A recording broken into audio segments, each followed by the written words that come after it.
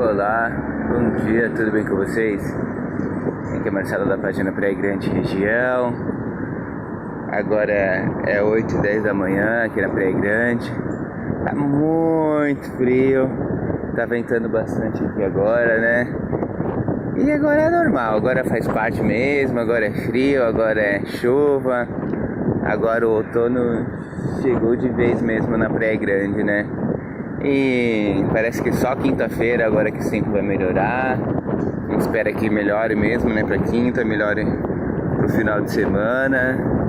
Agora tá 21 graus, né? Mas a sensação térmica com certeza deve ser de uns 17, 18 graus, né? Tá muito frio mesmo, tá bem frio hoje aqui na Praia Grande. E o jeito é aguardar, né? Aguardar melhorar pra vir trabalhar, aguardar melhorar pra vir pra praia, porque não tem jeito, né? Não dá pra vir aqui pra fazer praticamente nada, né? Apesar que dá pra vir, pra dar uma caminhadinha, pra correr um pouquinho, porque a chuva tá indo e voltando, né? Era bom se a chuva fosse de vez, né? E esse tempo melhorasse, mas é assim mesmo, né? Acho que essa época do ano é frio, é vento, é chuva e não tem como mudar, né?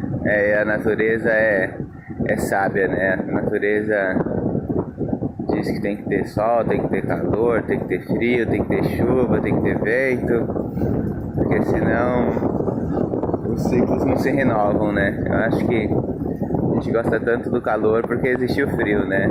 E tem gente que gosta do frio porque existe o calor também, para tornar o frio insuportável para eles ou tornar o calor insuportável para quem gosta do frio, né? E friozinho também é bom, né? Legal, vamos aproveitar um pouquinho desse frio, ficar um pouquinho em casa, fazer o que tem que fazer, né? Mas é isso. Tchau, tchau, muito obrigado. E o vento agora tá começando a aumentar, né?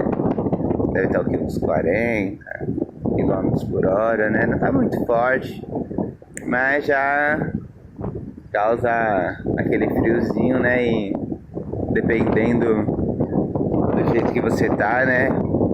Acaba quebrando o guarda-chuva, caso tiver com o guarda-chuva aberto. É bem complicadinho. Lá pro lado da Caissara, o tempo já tá bem feio também, né? Mas é isso. Tchau, tchau, muito obrigado e até o nosso próximo vídeo.